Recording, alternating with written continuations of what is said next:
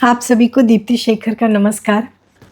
अगर आपके बेटे या बेटी की इधर हाल फिलहाल में 2-4 सालों में या तो शादी हुई है या होने वाली है, तो सबसे पहले तो बधाई हो। उनकी ज़िंदगी के साथ साथ आपकी ज़िंदगी की भी एक नई शुरुआत हुई है, आपका प्रमोशन हो गया है। तो आप अपने आप को अपग्रेड करें। मम्मी पापा वर्ज़न 1.0 से सास-ससुर वर्ज़न 2.0 पे अपग्रेड कर जाएँ। जब आपके बच्चों की शादियां होती हैं तो आपको किन विषयों पे, किन बातों का ख़्याल रखना है, किस तरह से अपग्रेड करना है, तो यहाँ पे है कुछ गाइडलाइंस।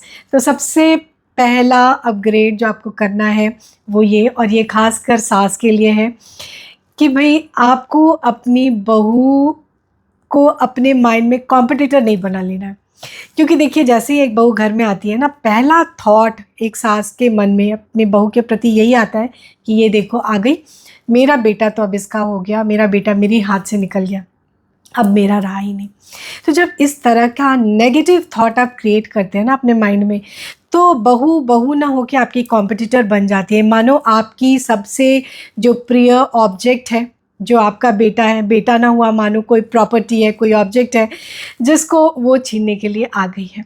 तो आप इतना नेगेटिव सोचते हो, पहला ही नेगेटिव थॉट क्रिएट करते हो अपने माइंड में, अपने बहू को अपना कॉम्पिटिटर बना लेते हो, और आपके अंदर की जेलसी और सेंस ऑफ कंपटीशन और इनसिक्योरिटी निकल कर आती है।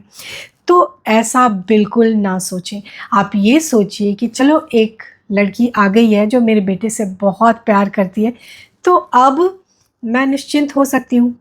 इतने सालों से जो मुझे अपने बेटे को लेकर चिंता होती थी कि वो ठीक से खाया पिया या नहीं, या तबीयत ख़राब हो रही है उसकी तो वो दूर रहता है, मैं उसकी देखभाल नहीं कर सकती, और ऐसे बहुत सारी बातों को लेकर जो आप वरी किया करते थे, अब आप निश्चिंत हो सकते हो कि चलो, अब कोई आ गई है जो उससे प्यार करती है, जो उसके साथ रहेगी, उसकी देखभाल करेगी, उसका ख्याल रखेगी, और इनफैक्ट दोनों एक दूसरे का ख्याल रखेंगे, राइट? तो अब आपको वरी करने की ज़रूरत नहीं है। तो आप रिलैक्स कर जाइए, टेंशन फ्री हो जाइए। ना, दूसरा बहुत ही इम्पॉर्टेंट अपडेट ये है कि देखिए, बहू घर आई है, वो नौकरी पे नहीं आई है, उसको ट्रेनिंग पीरियड पे मत डालिए प्लीज़। उसको वेलकम करिए, उसको कंफर्टेबल हो जाने दीजिए अपने घर में। लेट हर फील कि ये उसका घर भी है। लेट हर भी कंफर्टेबल। आते उसकी ट्रेनिंग मत शुरू कर दीजिए। तो तीसरा इम्पॉर्टेंट अपडेट जो आपको करना है वो ये कि जैसे ही आपके बेटे या बेटी की शादी होती है, आपको एक स्टेप बैक लेना है। You have to give them space. शादी के पहले जो बाइनोकुलर्स लेके आप बेटे को पे नज़र रखते थे, हर वक्त उसके हर एक्टिविटी को मॉनिटर करते थे, क्या सही है क्या गलत है, जो हर वक्त आप एडवाइस किया करते थे, जस्ट स्टॉप डूइंग दैट। अपने बाइनोकुलर्स को नीचे रखिए, अपने हाथ पैर पीछे खींचिए, और अब अपने बेटे की ज़िंदगी को हर वक्त मॉनिटर करना बंद करिए। डेली 4 बार फ़ोन कॉल्स करना बंद करिए। उसके दिन भर में 4 फ़ोन कॉल्स एक्सपेक्ट करना बंद करिए। अब उसकी अपनी ज़िंदगी है, तो उसको स्पेस दीजिए। Let them be, let them live, be comfortable in their space. उनकी स्पेस में घुसना बंद करिए। Now the next thing is stop interfering. आपको ध्यान रखना है कि अब आपके बेटे की शादी हो गई है या बेटी की शादी हो गई है, तो उसका एक हस्बैंड या उसकी एक वाइफ भी है, और ये जो नया पर्सन उसके लाइफ में आया है वो उसके फोकस का सेंटर पॉइंट है, और इन दोनों की अपनी एक गृहस्थी है, और ये मिलजुल कर अपनी ज़िंदगी के फ़ैसले लेंगे, अपनी ज़िंदगी अपने हिसाब से जीने की कोशिश करेंगे। तो stop interfering in their lives, और उनकी ज़िंदगियों को अपने हिसाब से चलाना बंद करें। अब उनकी अपनी गृहस्थी है। अगर आपको उनकी फर्नीचर की सेटिंग नहीं पसंद आ रही है, उसके कर्टन्स का कलर नहीं पसंद आ रहा, उसको उसका खाना बनाने का तरीका नहीं पसंद आ रहा, तो ये आपकी प्रॉब्लम है, डील विद इट। इसको लेकर आप बहू को परेशान न करें। एंड द नेक्स्ट पॉइंट जिस पे आपको खुद को अपडेट करने की ज़रूरत है वो ये कि हर छोटी छोटी बात को लेकर हमारे ज़माने में तो ऐसा होता था, ये वाला बटन ज़रा आप दबाना बंद करें।